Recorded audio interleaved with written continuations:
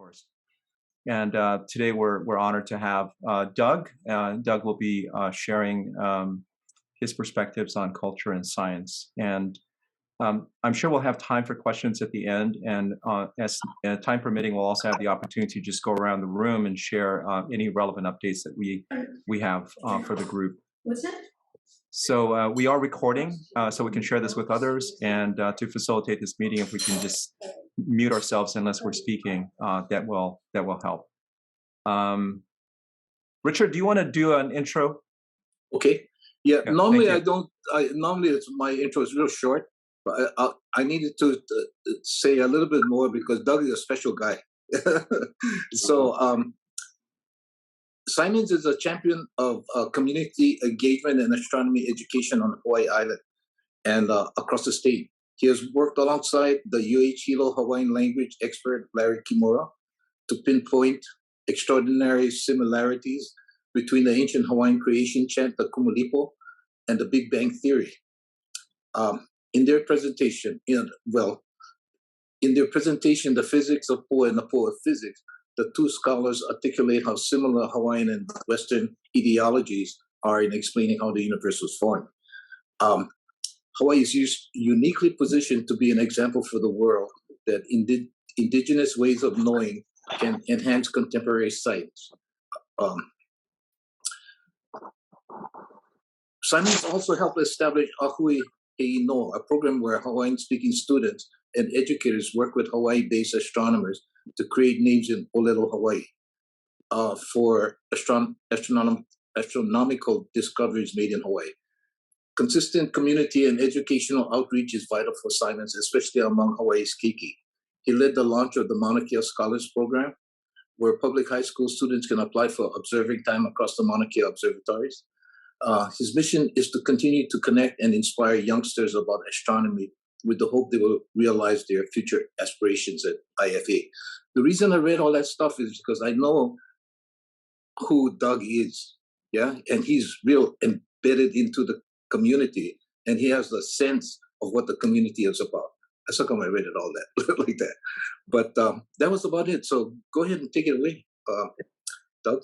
Thanks, Richard. So, little disclaimer, Richard called me 30 minutes ago and reminded me what I'm supposed to speak about. Luckily, I have a library of PowerPoint. I was in the advisory committee for Pau Hana, and in the background assembled 10 slides to share with you exactly what Richard talked about. The remarkable similarities between contemporary science and Kumulipo and a few other programs that we're working on. So let me screen share, and hopefully this will all just fly through fine, including the.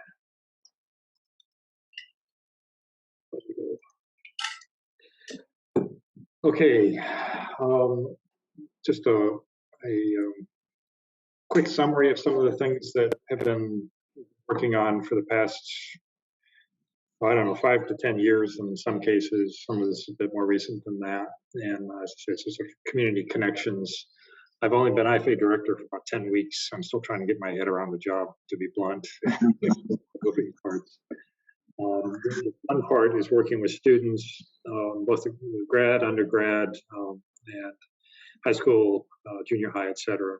So that keeps me sane while the politics of UH and everything else drives me nuts. In any case, I'll start out with a little animation of the world according to Doug, which is, you see here, laying the tracks at different times. These pilot programs that we've launched, you may think they've been given a lot of thought and a lot of planning, but a lot of times it's just literally the day before we get our act together and figure out how to do these things. In any case, I like to use that little cartoon in the sense of laying tracks in various parts of the education and training of the next generation here on Hawaii Island and across the state, for that matter. And these are sort of three obvious categories: K through 12, college, and actually getting people employed in STEM fields and maybe even in astronomy. So on the left, there's some examples of the programs we've been running for a while. Journey Through the Universe is almost 20 years now. It's been running with Janice Harvard leading Gemini. Astro Day, we just had Astro Day over at the Kona Commons last Sunday. It was hot. It was crazy hot over there. We were outside, and that's a twice-a-year event. And Mauna Kea Scholars, I'm going to describe a little more detail over the next few slides. College is another layer altogether. The premier component of that is the Akamai Internship program, available to college students who are pursuing STEM careers and are resident of Hawaii. So they could be going to school on the mainland. This is a summer internship, but as long as they're officially a resident of Hawaii, they're available to apply for this. We normally have maybe 30 to 35 interns. Most of the internships are on Maui and Hawaii Island. Most have to do with astronomy. NELHA has been a great supporter, though, as well as some other aerospace companies on Maui and Hawaii Island. I think a lot of people are familiar with Think Fund and HCF as well. And then ultimately, it comes down to hiring local, right? So as CFHT director in particular, I really pushed very hard for hiring local and head to head. It always made sense, even if the local applicant required a bit more training than the mainland applicant, because the number of times I have witnessed as an observatory director, somebody coming from the mainland and either they don't necessarily work well in Hawaii, or the spouse doesn't, or something in the family, and it really takes a year or two to figure out if they're going to enjoy living in Hawaii or not, and that can be a very expensive fail, if you will. And if you're able to hire locals, it's the right thing to do for a whole bunch of reasons, not the least of which that you're hiring somebody here who's connected to the island and is very likely to stay. So I'll focus on how we are, through these programs, trying to make it easier for students to get across these gaps in the tracks, if you will. The Mauna Kea Scholar Program is intended to help kids get into college who are interested in STEM careers, or other careers for that matter. The program we've learned a lot from, including just the power of helping students see themselves differently through the success that they never anticipated in a program that allows them to use telescopes that are mind-bogglingly powerful. Akamai interns, I won't be able to go into that much depth just because of time, but I am in the middle of negotiations now to bring Akamai to the IFA as the administrative host. It's actually been hosted by UC Santa Cruz for a long number of years. And these two programs, once they are firmly rooted in the Institute for Astronomy, and Mauna Kea Scholars already is a very tangible way by which I can try and fulfill a vision of mine as IFA director, and that is being a connector, if you will, for students across the state. So Mauna Kea Scholars, many of you have probably heard of it before. We are in the process of jumpstarting it again after last year, where we only had 3 schools and it was all done via Zoom, and it was kind of awkward and disappointing. I think we're starting our 7th or 8th year now in the program. We're in a dozen schools on 6 islands, so that's unusual. It's the only astronomy education outreach program that is statewide, and that was a goal that we had early on. Another goal is that we only go into public schools with an emphasis on rural schools, High there in Kauai, Lanai High in elementary as well. That's, I think, just stems from my background. I grew up in a small town in Florida, and for lack of resources, long story short, built my own backyard observatory when I was 16, and that was so pivotal to where I am today. That sort of hands-on experience that I got from reading a book. We didn't have the internet back then. I think you see a lot of gray hairs in the audience, so you know what I'm talking about. And doing things yourself was kind of the only way to have that hands-on experience when you're in a small town, and they don't teach the classes that you necessarily would like to teach them to teach in terms of physics or mathematics, and you just do the best you can with what you got to get the education that you're seeking. And Mauna Kea Scholars is hopefully a way for kids to pursue that educational opportunity more easily than might otherwise be if you're in a rural school. So these are the dozen schools that we're positioned in now, 4 on Hawaii Island. I'm kind of excited in that after, like I said, kind of a pause in the program last year, we just got our first batch of observing proposals from Mauna Kea High. And I just got my plane tickets today to go over there in a couple of weeks for the big award ceremony that we'll have for students there who will be receiving observing time on the Mauna Kea observatories for their research projects. After that, we'll be shuttling around all over the place. Not clear yet that DOE will let students do a field trip, which is really an important part of the program. We fly all the students over to Hawaii Island, and I become a bus driver at that point with a 4-wheel drive van and bring the kids up to show them telescopes up close, and if possible with scheduling, actually allow them to use them that evening as well.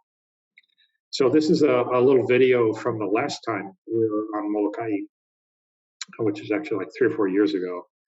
And I thought, of all the video shorts that we have, and there are many, many, many, dozens, this one was produced by UH, has always been my favorite. I think captures how the program works, the essence of it, and how you see impact in some of the most rural public schools that we have in the state.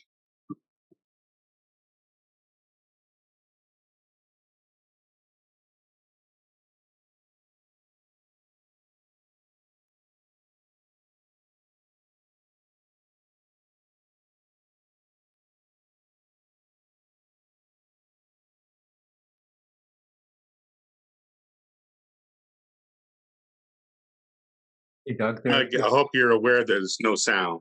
Hang on. Let's see.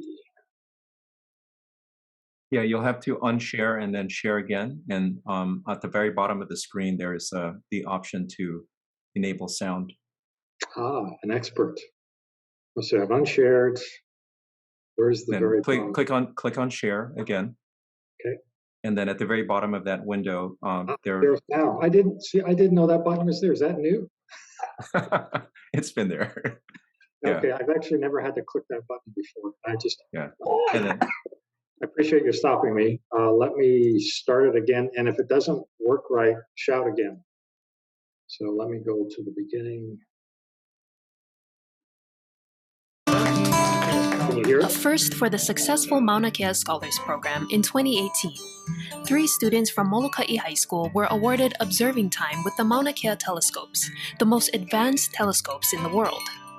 It's exciting, especially coming from Molokai. Yeah, we don't get that much opportunities like that over here because we're so small. I've never been to Mauna Kea or the Big Island, and I'm pretty excited for that because I've never done anything like this before. It's a great experience for me. The Mauna Kea Scholars program, the first of its kind internationally, brings Hawaii's high school students into one of the world's most advanced research communities. That it's really important that these students get opportunities that allow them to be successful and start to really dream big about what they're capable of doing. The students start by spending months working with mentors from UH to prepare professional research proposals. We chose Omega Centauri to study, and we wanted to study like where in its lifespan it was, like right now. The proposals are reviewed by astronomers, and the ones considered the most scientifically promising are awarded telescope time, just like real-life astronomers. Skylar, good job. As of spring 2018, hundreds of local high school students from 10 public schools have participated in the Mauna Kea Scholars program, which started in 2015.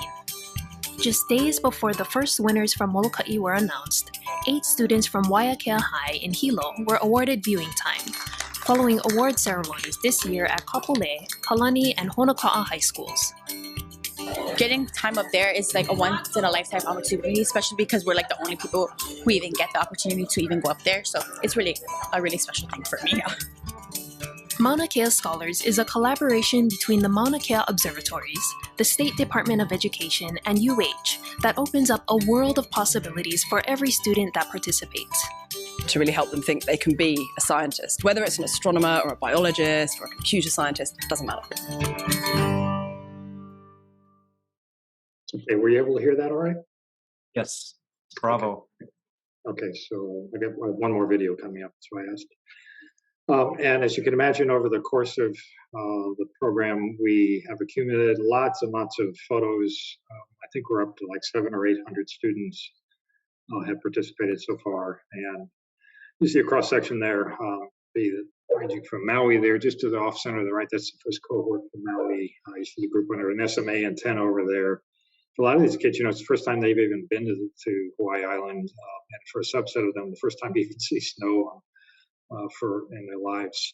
So it's a really immersive program. It's for some students a 2 or 3 year program where they'll get observing time repeatedly to do their research projects, and often used for STEM capstone projects within their high schools or science fairs, or just being able to write down in your college application that I got observing time on Keck Observatory, which is kind of an amazing thing to write down. So it's been a really cool program that we've been pursuing now. And like I said, I'm excited because we have 3 winners of observing time that will be over there in Mauna Kea in a couple of weeks to award observing time for. And this is what Richard mentioned earlier, the Uluhe Noa program. And it's been a really fun collaboration between Hawaii Island community, the Kahakaula College of Hawaiian Language Studies at UH Hilo, Imiloa, and the observatories, the Hawaii Astronomy community. The idea was actually originated by John DeFries, and this is all the way back in 2017. He was kind of searching around for a means by which to get an idea of his going. And there's a kind of a 5-page memo that through a circuitous way wound up in my email box. And I got a hold of John because we'd actually been talking about this sort of ad hoc ways for a few years. And we decided to go ahead and give it a shot. And John and I worked with the observatories, and then ultimately with Kahakaula and Imiloa. And it was really interesting to see how it evolved into a program that now is really designed to enable and advance Olelo Hawaii. It's not just about naming objects; it's about advancing and teaching about the craft of naming within the Hawaiian language and Hawaiian culture. It's also a means of, with fairly spectacular success, of broadcasting to the world that the Hawaiian language is alive and well, and setting an example in the science community of how indigenous populations can work with local science teams in kind of creative ways. So Uluhe Noa has a total of a half a dozen or so celestial objects discovered by Hawaii-based telescopes. These are probably the most famous of the two. Oumuamua was the very first. That was the interstellar asteroid that flew through our solar system a few years ago. That was kind of the pilot, if you will, of the whole program. Now on the right is Povehi. So that's actually a computer animation or model. It's a very sophisticated model of the black hole in the galaxy M87 that everybody saw a picture of that a few years ago. And Oumuamua is the official name adopted by the International Astronomical Union, along with a number of other names as well. So this is not just a local thing, so to speak. These are official names adopted within the world body of astronomers, if you will. So in total we have a set 6. Another one's in the queue for receiving a name. And those who would participate in the process include Hawaiian Immersion School students, and you saw them in the picture there, as well as Hawaiian Immersion School teachers at Navahi. And the whole program now is hosted at Imiloa.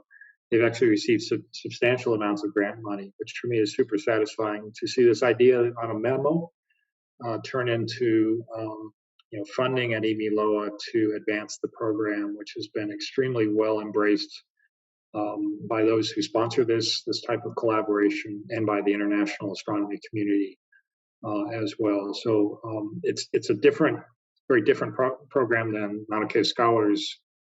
In its own way, it has been one of the most moving ones for me, though, and I've really been blessed to work with John initially, and then bringing in Larry Kimura, and then we had a hui of about a dozen or so, most of which are actually in the Hawaiian community here locally.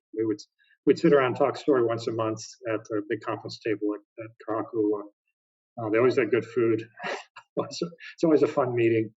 And then this thing was discovered flying through the solar system, and I told Larry that we got to go. This is the real deal. We absolutely have to have a Hawaiian name on this object, and it has to be in the discovery paper, because if it's in the discovery paper, it will be accepted forever. There's no second name for this, and I think those in the project were stunned to see Oumuamua and Povehi with literally billions of internet hits after the announcement, not just about the object, but about the name. And that was a validation of what we're trying to do, which is to broadcast to the world that the Hawaiian language is alive and well and growing. So sort of as a side topic, and this is actually came out of these meetings with the Huahea Noa, that Larry and I tended to sit on opposite side of the conference table a lot. And we both had a fascination with a sort of a core element of the Kumulipo, the 2,000 plus line chant that describes the origin of the universe and life and all sorts of things in between. And Po is mentioned, I think it's over 100 times in the first 500 lines, and immediately attracted my attention because of its similarity to what we in contemporary science we call vacuum energy or dark energy, depending if you're a physicist or an astronomer. And Larry's interpretation and translation is unique. I think there are 5 or so that have been printed officially. I think Leo Kalani was one of the first. Larry's translation is different because he learned how to speak the language a bit differently. It wasn't, from textbooks and in a sort of collegiate sense. He learned from Kupuna, who learned from their elders as well. And I always felt that gave Larry a means by which to provide context to Hawaiian words that you will not get out of a textbook. And that's the gist of, I think, why and how his interpretations of the Kumulipo have significant differences that are really quite profound. So this sort of mutual exploration of the Kumulipo that Larry and I had triggered a presentation that I started, 3 or 4 years or so ago, about the same time as Huahea Noa, called The Physics of Po. And I'll be honest, I wasn't sure how this would be received, either in the astronomy community or the Hawaiian community. The reception has been spectacularly good, though, and I think that sort of signals a thirst within the community for this kind of joint exploration, where you have 2 experts who are really know a whole lot about their fields, but not anything really about the others. That's me and Larry, teaching each other as we go along about our interpretations of this creation chant. And that presentation has got a lot of miles since. The same conference delved into the relationship between science and culture by examining an ancient Hawaiian chant. The Kumulipo tells the story of creation throughout its 2,102 lines. Physicists and Hawaiian language experts are studying the first 11 lines to learn about the physics of Po, or the darkness that preceded the Kumulipo, and the ancient Hawaiians' unique perspective of the cosmos. Nature is what we and our people of former times delved into, and how they got to this point of pure, fathomless, powerful darkness is beyond me. I wasn't there, but I'm asking now the scientists now about these questions. How did our people come to this very unique understanding? It literally is a melding of human concepts and constructs to create something completely new. And you couldn't do that without the sort of the beauty and elegance of modern cosmology and Hawaiian cosmology to create something completely new and different. The Astronomical Society Conference continues at the Convention Center through Wednesday. So that was the American Astronomical Society Conference the January before COVID hit. The world kind of blew up, where we had, that was actually the largest AAS conference ever, at about 3,000 participants. And Larry and I were able to provide a free public showing of the physics of Poe. And we've done it twice at Emi Loa. The first time, I think we had 150 to 180 in the planetarium, which is twice capacity. So it's kind of bizarre. They just kept packing. They just kept selling tickets at the front door. There's actually no communication between the ticket seller at the front door and the people in the planetarium in the past. So eventually they closed the door, and we did another showing about 6 months later in the much larger hall there. Filled that one as well. And like I said, I always felt that very much surprised me the interest in this, and it's a neat presentation that by the time you're done leaves you in a very different sort of mindset, and you realize that it's not about TMT or telescopes or anything per se. It's about co-discovery of origins through our culture and science and ways of knowing. And if you had seen this earlier, or if this was a week previous to this one, I could have given you a heads up. Last Monday, we had the privilege of starting off a 3-day online program that Office of Research and Innovation organized, and Caillou, Larry, and I, and a wonderful panel of speakers had about a 2-hour session. Larry and I started off with our summaries of the physics of Poe, and then handed it off to a panel to discuss the Huahea program.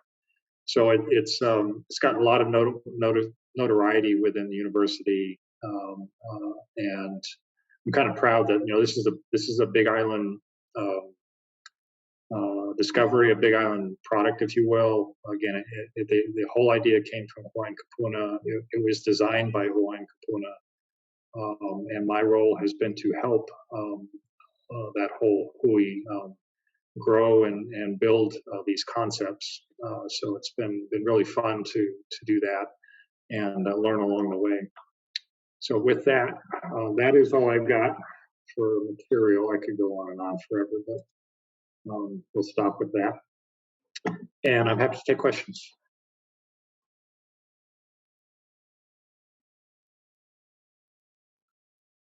Doug, this is Richard. Our group, Sustainable Energy Hawaii, we support Culture Center Above the Clouds. The same level as the mid-level facilities now, but on the western side and on DLNR land. So, and we've had conversations with a group from Korea that we'll have to see, but we signed a letter of intent with them, and part of the letter of intent was to finance that center. So if we are able to do that, then the next thing is to get the land so that we can build it. Yeah. So it's not in any land that the university controls. It's controlled by DLNR. And so I just wanted to get a sense of how you view that. Do you support something like that, or whatever your take is on it? Yeah, so we've talked many times, Richard, about this. I'm a supporter of the concept.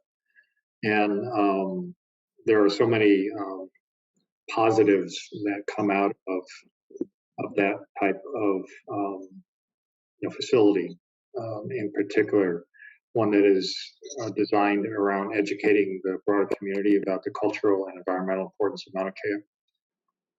So we've been pre-COVID, we were running the Combine Observatory Experience, the KOE program, for quite a few years, and once a month would bring, I guess we were doing about 50 people over the course of the day up to the summit and see a couple of telescopes. But they would always start out at Haleakala, and there'd be presentations from Hawaiian practitioners that provided the cultural foundation, if you will, for the program. And I could tell that there's within the audience a lot of curiosity. Most of the questions were for the kumu, not for the astronomers.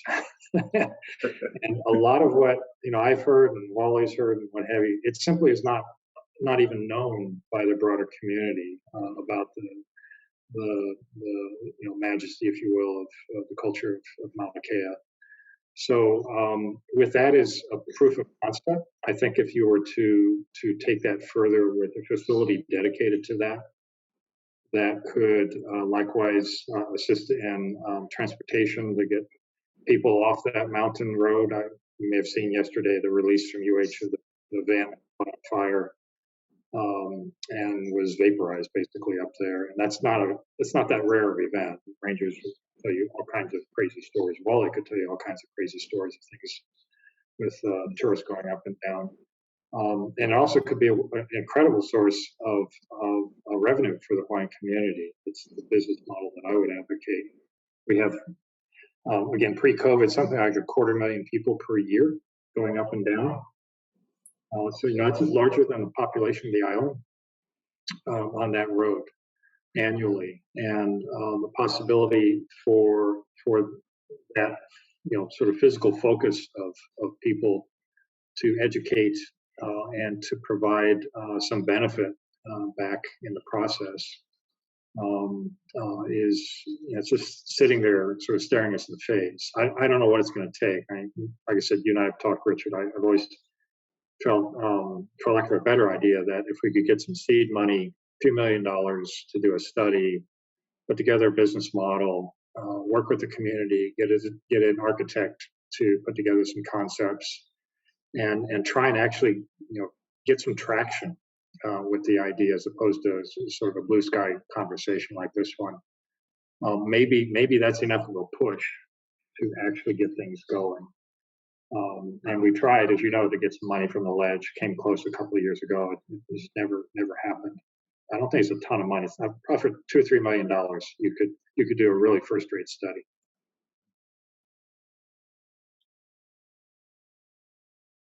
Yeah, good.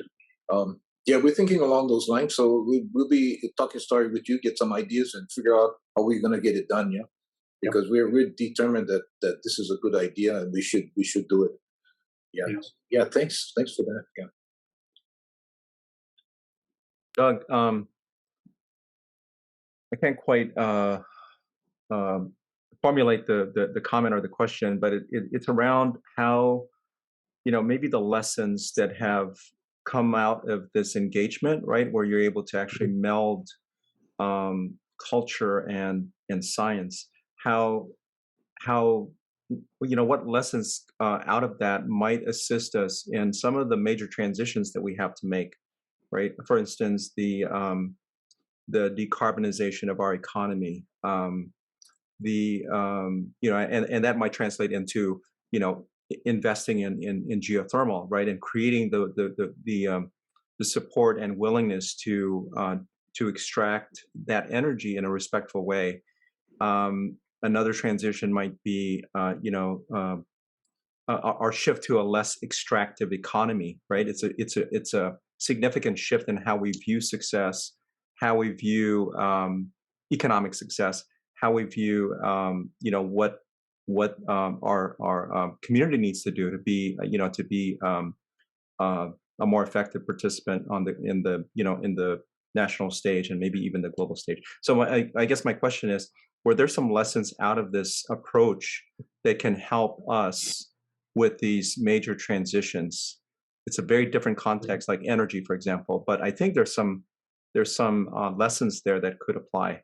Right. Well, sustainability is a way of life and a way of thinking, right? That for centuries, Native Hawaiians had to live with, right? Because they had finite resources, and you see that replete throughout Hawaiian culture. What was crossing my mind when describing that was last Monday, there was a pretty interesting memo released by the Office of Science and Technology Policy within the White House. I don't know if you spotted that or not, but basically is a new policy under the Biden administration of seeking input from indigenous populations to inform the sustainability strategy of the United States.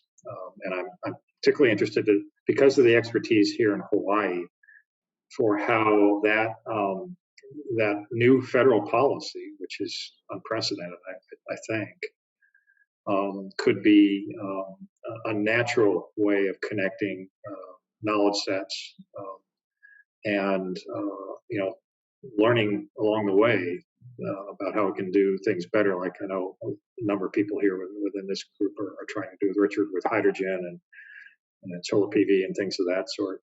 So that's kind of one example, Noel, of how I think there's a tangible way that's connecting. I think sort of at a lower level, as I said at this conference, for me, the conversation starts with mutual curiosity and curiosity about what we all know, right? And it's not so much about being right; it's about getting it right in the end. And getting it right, you got to have a lot of inputs because nobody knows everything.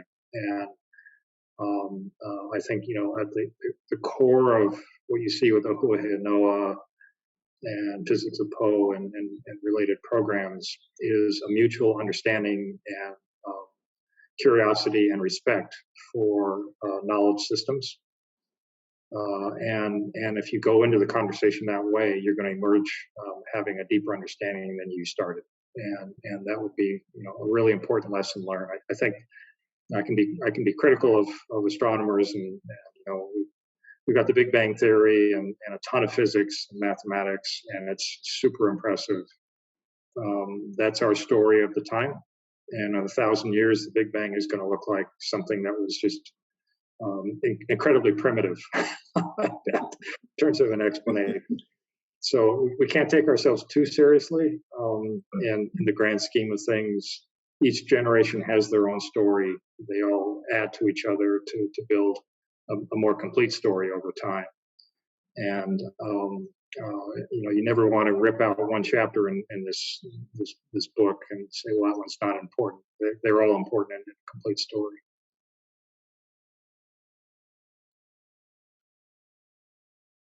Thank you for that. And just open reflection here, I guess, for our team, what I'm hearing there, and just also, based on what you presented earlier about the table, right, the space where people are invited, they come together, they have the conversations, so it's almost like we need to create the space so that there can be that mutual curiosity, there can be that conversation where we can start to understand each other better. And we may come in with, at odds with each other. It's like, oh, don't even think about drilling, versus, we have to leverage the gift.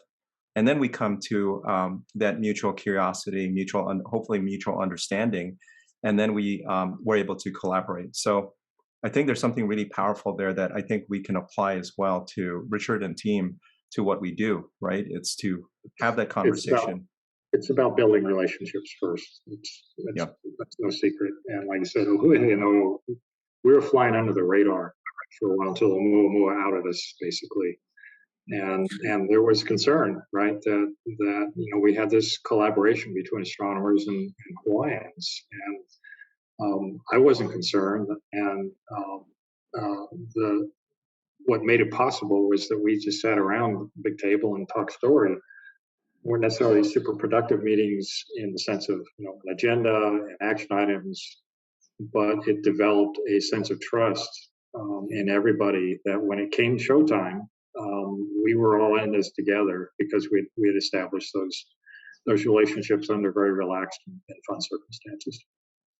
And you hinted at another secret earlier, and that was good food. Never hurts. There's always something when I have a conference or a meeting down at Kalakua. Yeah. Well, Doug, I make my home in Waimea, which is the home of Keck and Canada, France. Mm-hmm.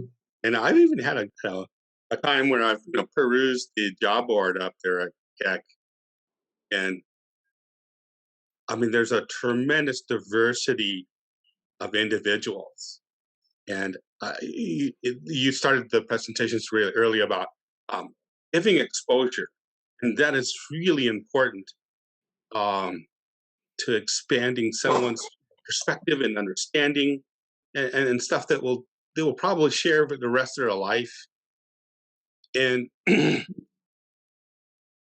while there are very learned and studied people at Quebec in Canada, France, they also have a great need for engineers, electricians, carpenters, and I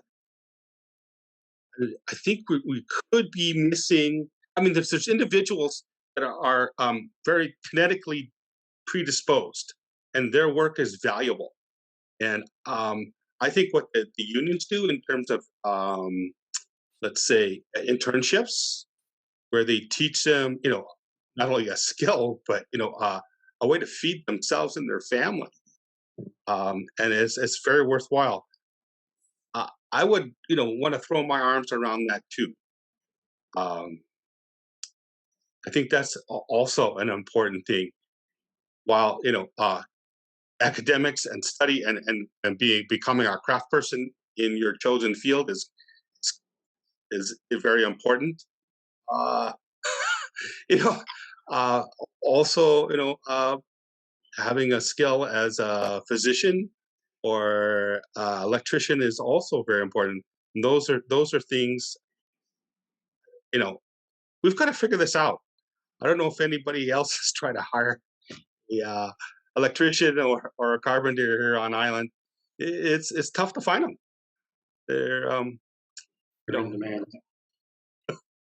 Yeah, there's a huge diversity of backgrounds and expertise in an observatory. I think people generally think it's mostly astronomers. Astronomers are the lowest representative part of an observatory. It's only maybe 10 or 15% would be astronomers at the most, and then administrators are beyond that.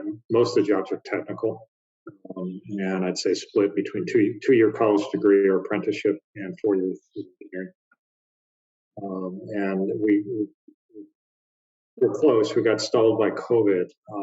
We almost have accreditation for a apprenticeship program for Mauna Kea Observatory technicians at Hawaii Community College.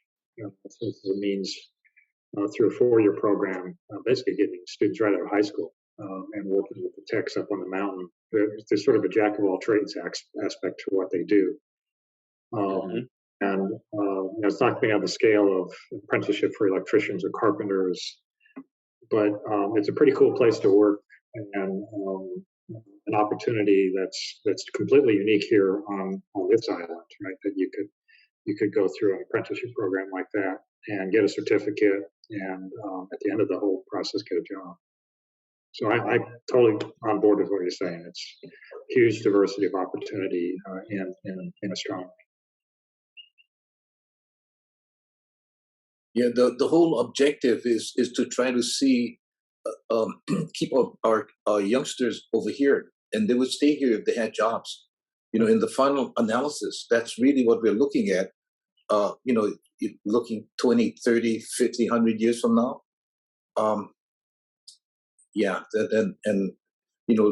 If we branded doesn't sound like a good word, but it is. If we had the best telescope in the world, we would be branded as quality and science, which is different than sun and surf. So and you can do so much of the stuff on your computer. Anyway, I just thought I'd mention that too. Yeah, the unique qualities. Yeah, that's why we're very fortunate. We're very fortunate to have Doug yeah, we're very fortunate to have Doug as our IFA director. Working on Molokai as commissioner, when I first went in, closed door, because I was the commissioner with astronomy. After Doug started giving out the scholarship to the Molokai, open arms. Everybody was amazed at the opportunities for our children. So Doug touches the children in two ways. One is feeding their opal, feeding them. He's a mean chef when it comes to barbecue. He came to Panayeva and cooks for the kids. And then he feeds their soul and their minds with the opportunity to get into the program. So he touches two critical points when you're dealing with Hawaiians: the stomach and the brains.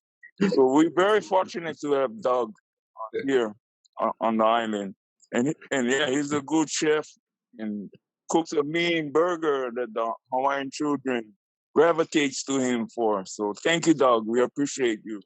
Appreciate that, Wally. By the way, smoke is going to rise behind IFA Hilo building in a few weeks for a Christmas get-together. So you'll witness more smoke shortly at the office. Okay, well, thank you. Yeah. Arnie? Yeah. When my daughter was touring Keck as a 4-year-old, the astronomer that gave a lecture gave the kids a slide, and it was a slide that you hold up to the light and you see the spectrum, broken light. And to me, the rainbow is such a basic foundational way to start a learning process that leads to spectral analysis of the stars and of matter. And I'm wondering how often that the rainbow comes across as a tool of learning and a tool that crosses cultures and kind of a place to begin telling the grand story that scientists use every day. The fact that you have a strip of plastic with a grating embedded is an indication that that's a very common starting point, so to speak, to talk about the fundamental nature of light. And there are lots of homemade spectrographs and experiments that the outreach folks at the observatories provide for students in classrooms all over the place. We have, I think I added up like 13 to 15 FTEs of outreach that's annually invested in the Hawaii Island community, and I think like $2 to $2.5 million of funding for that with the existing observatories. So these are really important in-class opportunities for local students to be able to have that a very simple tool that you described, which when you really get into it, is kind of a gateway to a tremendous and new way of looking at things that I take completely for granted, right? Because I took the math and I did the physics. Now for me, it's just ingrained how I kind of look at the universe.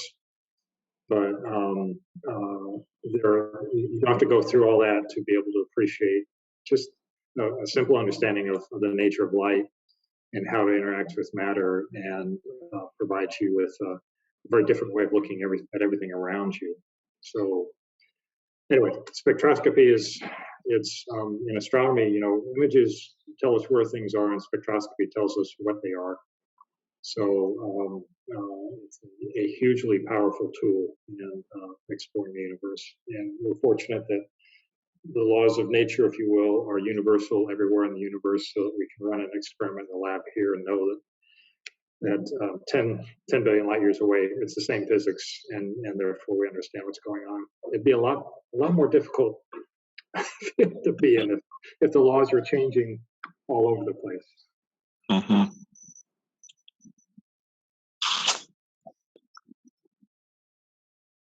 Any other comments or questions?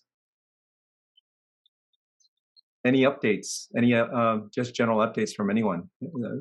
things that have occurred that you'd like to share?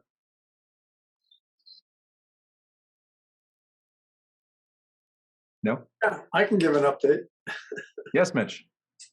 So, well, it's about hydrogen and buses. Yeah? Just kidding. Go ahead. got something to do with the straw. Yeah, so a couple of things I can report on. First of all, we've been testing the bus. First at Hickam, and then yesterday we took it for some mountain driving. So on Hickam, we've just been trying to get miles on it. We want to put 1,000 miles on the bus before we deliver it to the Big Island. So we've got about 500 miles on it now. Two things I'd like to comment on is, first of all, the fuel cell is producing 15% more energy than its nameplate value. So it's supposed to produce 40 kilowatts. It was actually kicking out 46 to 47 continuously with no problem at all. Secondly, the bus was specified to go 200 miles on a tank of hydrogen. We were able to get 300 miles on a tank of hydrogen, which is a 50% increase in range, which if you think about it, that's fantastic. Also, from the point of view of your cost per mile is significantly lower. So your cost of operation is going to be much lower. And that's because the fuel cell is so much, that particular fuel cell is so much more efficient than what the fuel cell that it replaced. So, so those are two like real breakthroughs in my opinion. So that's really good news. Yesterday we took it up over the H3, which is like not as bad as going over the Saddle Road, but it's still a pretty decent grade. I regret to inform that we did have a problem with our DC to DC converter, where one of the little, out of 3 modules, one of the little conversion modules failed. The fuel cell power system, control system, kicked in and limited the power that the fuel cell could put out to like around 24 kilowatts just to protect all the system. We were able to get home though. We were about 15 miles away from home plate, and we were able to get home, still being able to do 40 or 50 miles an hour and get it home. We should have that repaired this coming week. We have to, we're stuck with waiting for stuff to be shipped, from the mainland. We also had the 2 senior MTA mechanics attended this whole thing, and that went really well. The techs bonded, and they got under the bus and started like checking everything out, and particularly the safety side of it, because there's a high voltage 400 volt DC power bus bar under there. They were concerned about that. I think their concerns were allayed, and like what kind of maintenance would they have to do on it? What were they responsible for? Well, it's just repair by replacement. So they're, a lot, that was good for them. They don't have to take apart the motor or the fuel cell or any of that other stuff. So it's very simple for them to maintain that bus, what they have to maintain. So that went pretty well. Projected dates is we project that the bus will, we're planning for it to arrive on the 9th of December at Nelha. So that's what we're shooting for. We have a space reserved on the Young Brothers barge to do that. It'll depend a little bit on when we get this replacement part. We want to put a few more miles on the open highway and and running over steep elevations to make sure there's no other gremlins that we don't know about. So I'll cut it short at that because I know you're running out of time, but basically it's like 95% good news. And 5% that's great. So. Thanks, and to hear a date, that's fabulous. So we should probably coordinate so that we can, be part of, getting the word out, getting some, maybe Peter, we can help with getting some video and all that good stuff. So that's great. Great to hear. Thank you. Well, I'm liaising with John Ando In fact, I had a call with him today, and he agreed to, the two of us would team together on an outreach effort, and I'd obviously be delighted for SEH to be part of that.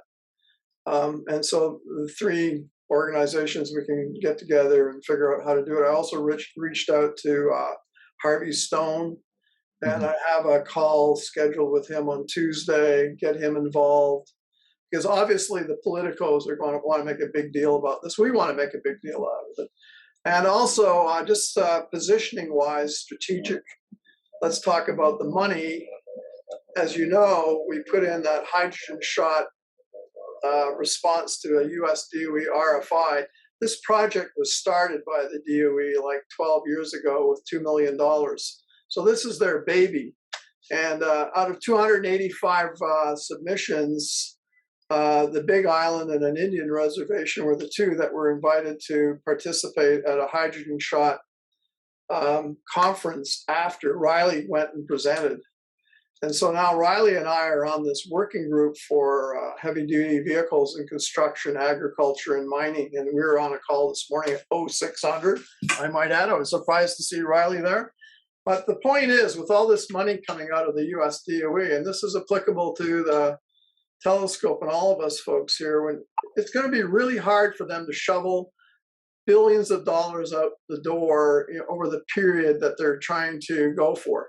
So, we're not a shovel-ready project. We're ready to go. We've been positioning ourselves for the last 8 or 9 years. So it should be very easy for them to shovel money out the door to us to really leverage what we've accomplished so far on limited, with a lot of other people's money besides just the DOE. So I think we're in pretty good shape. And of course, what we need to do is we need to tell a good story, keep it up, because they were really kind of blown away. I use that term by the RFI we submitted. I mean, it went around, the whole DOE headquarters was wondering, well, where did this come from, And, I got to give a lot of credit to Riley and Doug Adams for pulling all that together. So anyway, the point is, we're well positioned, and let's not blow it. And so putting on a good public outreach campaign is all part of that. And whatever we do, we want to make sure that all gets out. We're going to be inviting the senior people from the DOE to come out here. They all want to take their bows too and get their credits. So that's kind of the top level strategy I'm looking at right now. So now I'll shut up because it's. Thank you, Mitch. Okay. Mitch, you have sounds like a really great team. Seems like your electricians and your mechanics are really willing to jump in and do a Vulcan mind meld with the machine. Yeah. And you got a great team. How big is your hydrogen tank? How many kilograms? It's 20 kilograms. Woo, that's a big one. Yeah. Not all in one tank. I mean, it's got 3 separate tanks because that is a lot. But yeah, in 3 tanks. And we have, on that particular bus, we have our power export unit.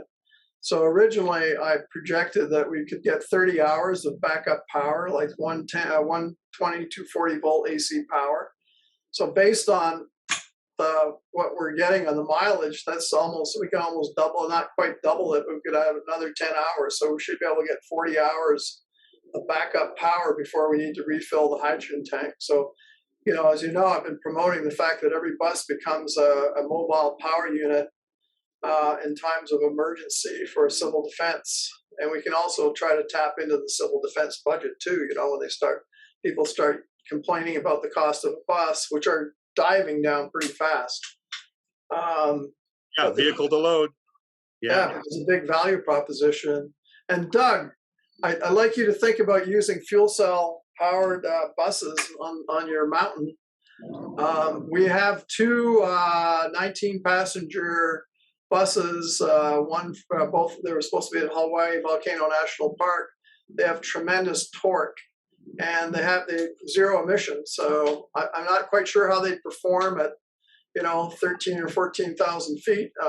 Not quite as well, but these are going to have big fuel cells in them too. The same size as this 29 passenger bus will be the same size there. So we could talk about that if you want.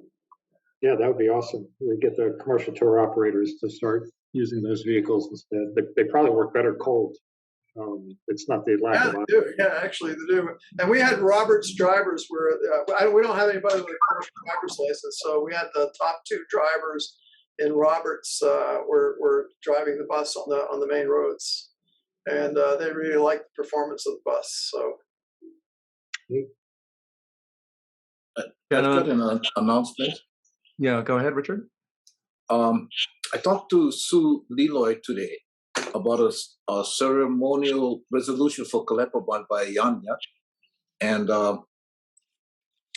she said that they can do a special recognition on December 8th in Hilo or December 22nd in Kona. But I communicated that with Kalepa's daughter and his mom, yeah? So that's coming up. Thanks, Richard. Any other quick update before we wrap up? We're a little over time. This has been a great session. Doug, hats off to you for all you do, and it's great to learn even more about what the potential is there. So thank you, and Mitch, thanks very much for the progress we're making with our hydrogen bus, zero emission bus project. Looking forward to seeing that. Unless there's anything else, I think we can conclude. And again, this has been recorded, so we'll socialize it with the rest of the team. Okay, perfect. Thank you. Happy Thanksgiving if we don't chat again until after. Take care. Aloha. Happy Thanksgiving. Take care. Bye.